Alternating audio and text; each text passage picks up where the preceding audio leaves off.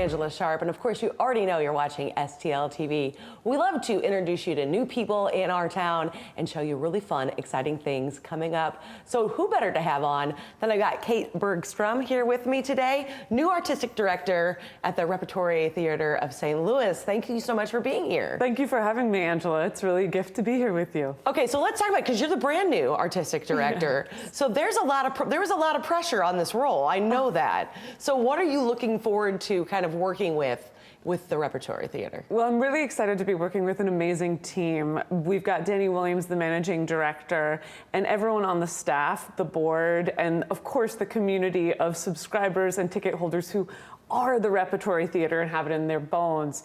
Those folks have really made my time here as a director prior to this exciting, and now are going to be a big part of my tenure as I start this helming position. I was going to say, and this is a big deal because we all know the Repertory Theater had some struggles, had to raise some money. Yes. But now you guys feel like you're in a really good spot kind of to drive this ship. Yes, I think that we are continuing on the up and up, particularly because of that rally for the Rep moment and the sense of pride and community that everyone came together and continues to come together for, with the Repertory Theater in its bones being for, by, and within St. Louis. And I know so many people who have tickets and love the Repertory Theater. So what's coming up that we should know about and talk about? Well, this is really exciting since my tenure, I hope, is going to be marked by relevance, excellence, and experience here in St. Louis. We have a great main stage season that starts in September with Dial M for Murder, the murder mystery. Ooh, everybody loves a murder mystery. Ooh, yes, and this one's a fun one where if you've seen the Hitchcock film, you've got hints of that bubbling in and throughout with an all local identifying cast. Oh, that's amazing. Really great. Yes, we've got some real Broadway level talent who are in and around St. Louis or have a relationship to St. Louis. So it's going to be wonderful. Oh, that's really cool. Yes, and then our next show of the season is with our amazing partner Stages, $1 Million Quartet Christmas. So if you love Elvis, if you love those Christmas hits, and if you love Johnny Cash and the like, this is going to be a great show for you and your family to come attend. I love that. Gets you kind of in the holiday spirit. Totally. And what's exciting too is that this July 22nd coming up, we're having an event at the Clark Library branch, the brand new branch that's opening up, to not only show little showcase scenes and designs from the different shows, but we have $1 Million Quartet Christmas singer coming to share a song too. Oh my goodness, so you're kind of giving people a little sneak peek. Yes, a backstage pass on the 22nd. I like how we played that. Yes, right? and then we also get to announce a very exciting studio season for the first time in over 5 years, which is the downstairs, more intimate, adventurous theater space. Well, I don't think I've ever been in that space. It's really neat. It's about 125 seats max, and you're really immersed in the stories, and that's going to be so fabulous for folks who want a different kind of theater experience.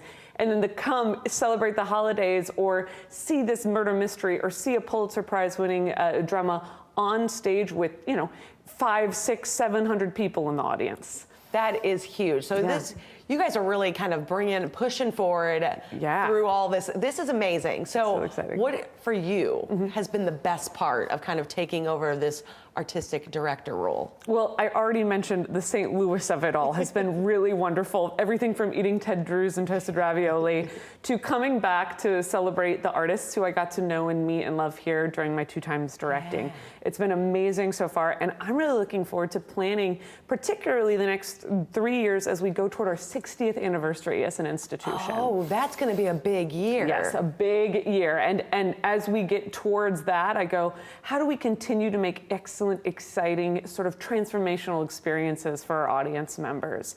That's my big call to action, and I know it's going to happen this year. I'm really excited. Are you seeing a lot of young people still being involved in theater? Oh, yes. And actually, that goes to our studio as well. We've got not only Webster students, but students, folks of all different ages, from late teens to late 70s, on our stages and as part of our affiliates around the community, which is really exciting. That is really exciting. Now, you mentioned that first show with the murder has a lot of local ties to the community. Yes. I would imagine that brings out a lot of family and friends and all the fun that goes with that. Hopefully, and hopefully some people who go, oh my gosh, I had a really fun experience with one of the actors, Eric Dean White, who was in It's a Wonderful Life, the radio play that I directed last year. He and I were going out at some restaurant with his wife and my husband to say hello when we first moved here, and he was recognized by a couple of people. And I go, that's the fun, is the sense of a world-class actor in your midst, that there is world-class talent right here in St. Louis that's doing all of the wonderful St. Louis things every day. I love that. And maybe some kids will go to one of these shows and be like, that could be me someday. Oh, well, two things about that, Angela, that are really meaningful. One is that we have an amazing show, Sherwood, The Adventures of Robin Hood, closing our season, which is going to have stage combat from bow staffs to archery. Again, you might see a sneak peek at the library, but it will have so many amazing Robin Hood storylines that not only can grandparents share with their grandkids, but families can come together to enjoy. Oh, we love that. Yes, and then two, we have Camp Rep going on right now, which is our big summer camp. So we've got kids from 6 to 13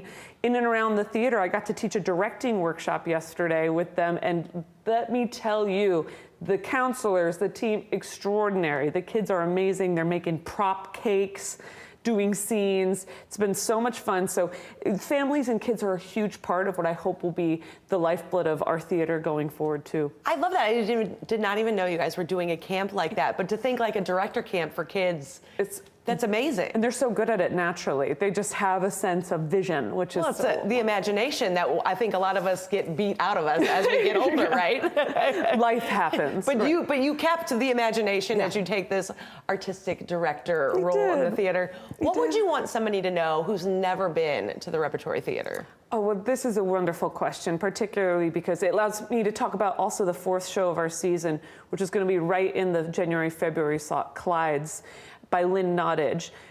It's a great example of what I hope people will take away, which is that the Repertory Theater galvanizes world-class theater experiences for, by, and within St. Louis that really bridge the differences that make us unique and the undergirding humanity that unites us all.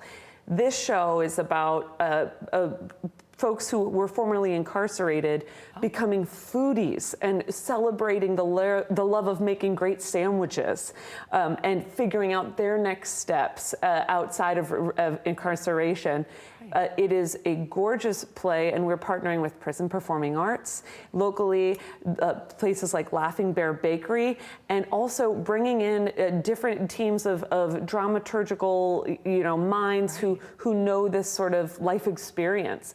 And Lynn is a world-class artist who we've had at the Rep before, who's also going to be at the Opera, who, if you saw MJ at the Fox, did that entire script.